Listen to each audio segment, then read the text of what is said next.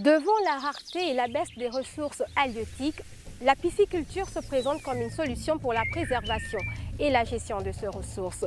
Dans ce numéro de la Minute de l'Environnement, nous allons à la découverte de la ferme Le Songol d'Agnès où sont élevées certaines espèces de poissons pour la consommation.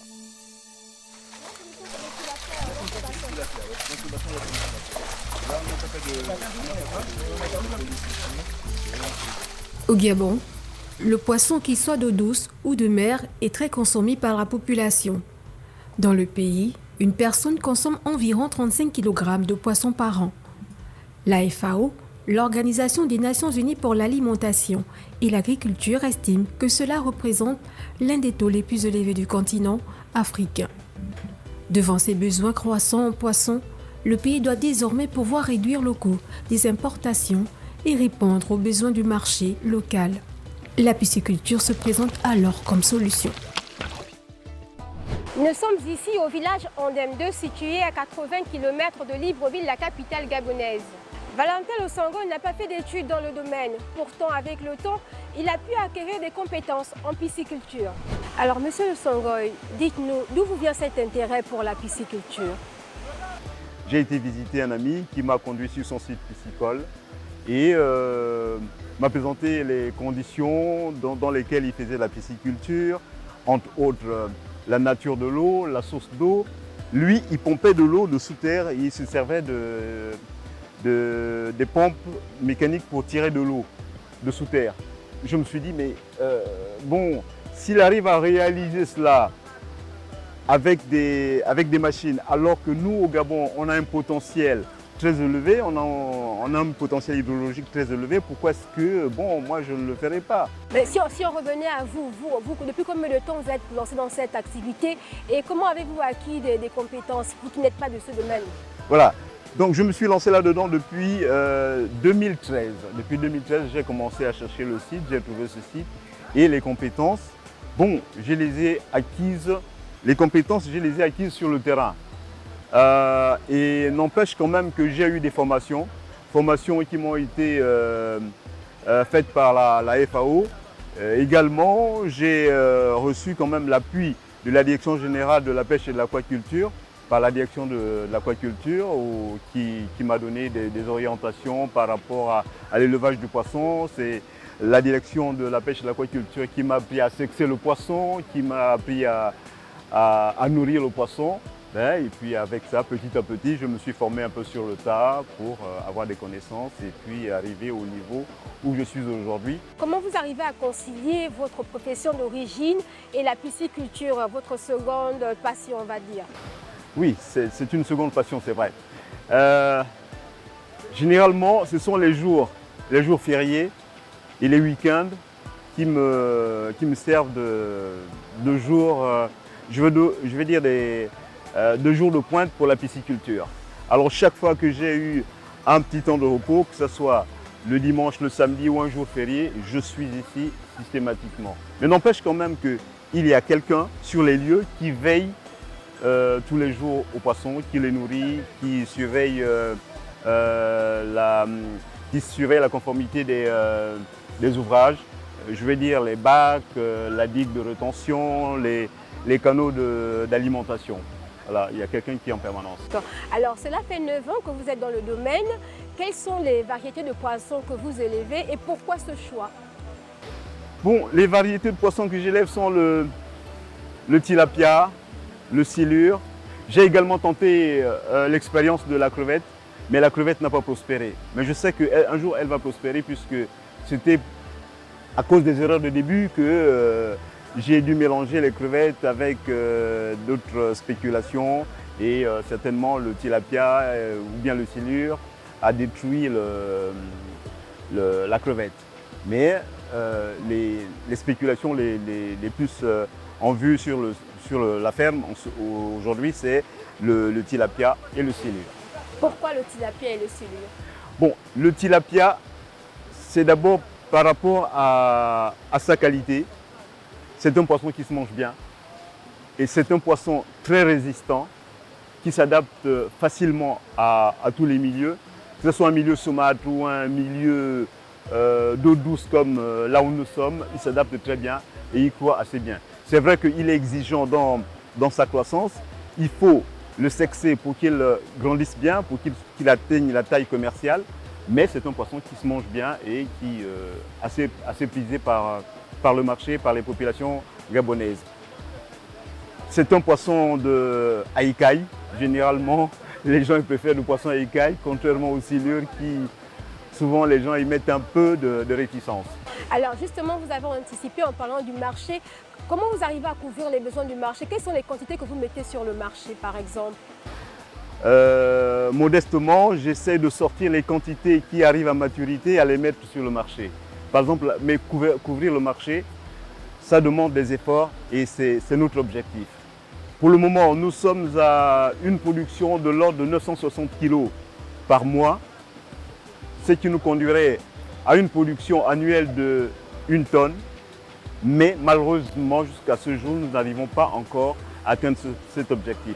Pourtant, un objectif qui n'est pas très ambitieux, mais nous n'arrivons pas encore à l'atteindre parce que, bon, on a des difficultés sur le plan des alevins, on a des difficultés sur le plan de l'aliment. La ferme Le Songoï possède un potentiel énorme qui lui permettrait de satisfaire la demande locale, en dépit des nombreux défis auxquels l'entreprise est confrontée. Nous allons nous approcher des bassins, histoire de comprendre comment se fait l'élevage de poissons ici. Une activité conditionnée par l'emploi d'alevins, c'est-à-dire de jeunes poissons, et d'aliments pour leur alimentation. Monsieur Le Songoï, juste derrière nous, le fruit de votre travail. Alors, combien de bassins vous avez et comment doit-on élever du poisson? Est-ce que c'est une activité assez facile? Tout le monde peut le faire?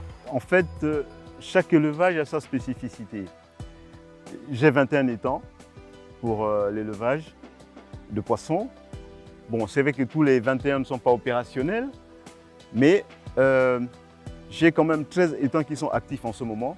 Et dans ces étangs, c'est réparti en étangs d'alvinage, c'est-à-dire de reproduction de poissons, en étangs de pré-grossissement et en étangs de grossissement. Alors, on va aborder un point important, il s'agit de l'alimentation de vos poissons. Comment ça se passe? Qu'est-ce que vous donnez aux poissons comme aliment et où vous procurez? Est-ce que c'est facile de pouvoir avoir de l'alimentation pour poissons?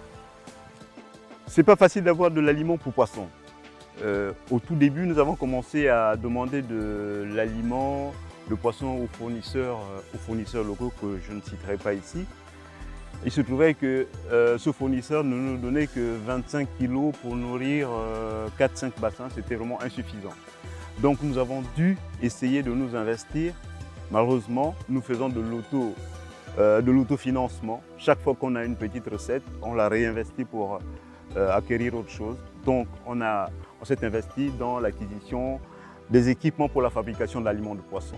Donc le poisson que nous élevons ici est nourri par un aliment que nous fabriquons nous-mêmes. Nous utilisons des produits, qu'est-ce que je veux dire, bon, comme on le dit, bio. Hein. La source de protéines, c'est les brisures de sardines. Lorsque les dames au marché décortiquent les sardines, nous prenons les peaux et les têtes que nous broyons, que nous mélangeons avec des restes des industries alimentaires.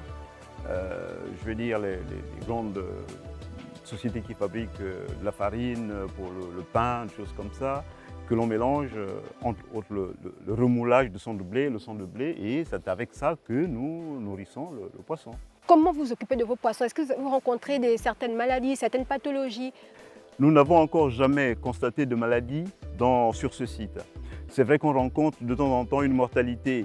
On trouve un poisson qui flotte sur les étangs, ça ne peut pas manquer. Peut-être qu'il a été agressé par un prédateur, mais des cas de maladie avérés, il n'y en a pas. Alors, est-ce qu'aujourd'hui, vous qui commercialisez le poisson, vous avez senti le besoin de mettre un produit sur le marché accessible à un grand nombre de personnes? Et à combien vous commercialisez votre kilo? Parce que les produits made in Gabon ont la publicité, on va dire, la mauvaise publicité d'être plus chers que les produits importés. Qu'est-ce qui explique ça? Bon, le besoin en poisson, il est là. La consommation de poissons par Gabonais et par an est évaluée à 27 kg. Et les besoins sont de l'ordre, les besoins en poissons ici au Gabon sont de l'ordre de 40 000 tonnes. Mais par rapport maintenant aux produits made in Gabon, mon cas spécifique, je ne dirais pas que mon cas est le cas de tout le monde, mais mon cas, c'est un peu par rapport à mes coûts de production. Mais comme je disais tout à l'heure, investir sur fonds propres, c'est vraiment très difficile. Je ne parviens même pas à atteindre mon objectif de 11 tonnes par année que je me suis fixé. Fabriquer l'aliment soi-même, avoir un personnel sur le site, tout ça là, ça a un coût. Et c'est ce qui explique un peu le coût élevé de l'ordre de 3 000 à 3 500 que je pratique pour le kilo de poisson en ce moment. Mais c'est du poisson très prisé, c'est du poisson de qualité et la qualité a un coût. Les rivières, les mers, on constate qu'il y a moins en moins de poissons. Est-ce que la pisciculture se présente pour vous comme une solution, non seulement pour préserver les ressources, mais pour pouvoir répondre aux besoins des populations? La pisciculture est la solution pour préserver les ressources naturelles, que ce soit en mer, que ce soit dans les fleuves, que ce soit dans les lagunes. En tout cas, les Gabonais sont des grands consommateurs de carpe.